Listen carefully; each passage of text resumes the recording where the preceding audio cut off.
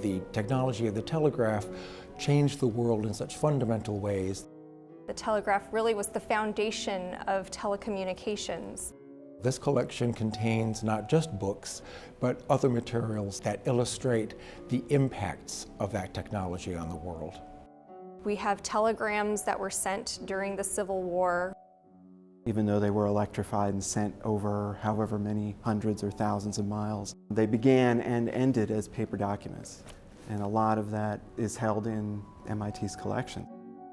Several of these telegrams have messages that simply say, "Grandmother died," "Uncle Henry is gone." Telegrams came to be associated with bad news. Western Union wanted to combat that.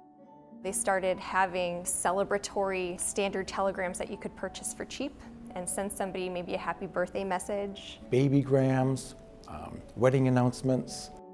One of the telegrams is from a woman, and the message, of course, it had to be kept to under 10 words because it got expensive to send more than that many. The message is essentially, "Destitute, homeless, please wire money." The lines didn't just appear overnight, they had to be put in, and oftentimes over tough terrain. It was very dangerous work. They're wiring the wilderness.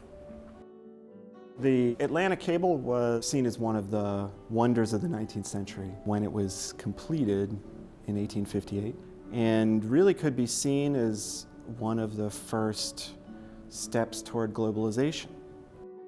The cable was seen as a harbinger of world peace because it would enable more immediate communication. It would somehow dispel disagreement.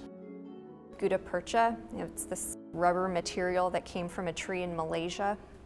They coated every submarine cable with it, in the process using many millions worth of gutta trees. It got used so much that the trees almost went extinct. Victorians realized they had to do something. They started actually replanting trees and became much more conscious of the damage they'd done in the process of wiring the globe with submarine cables.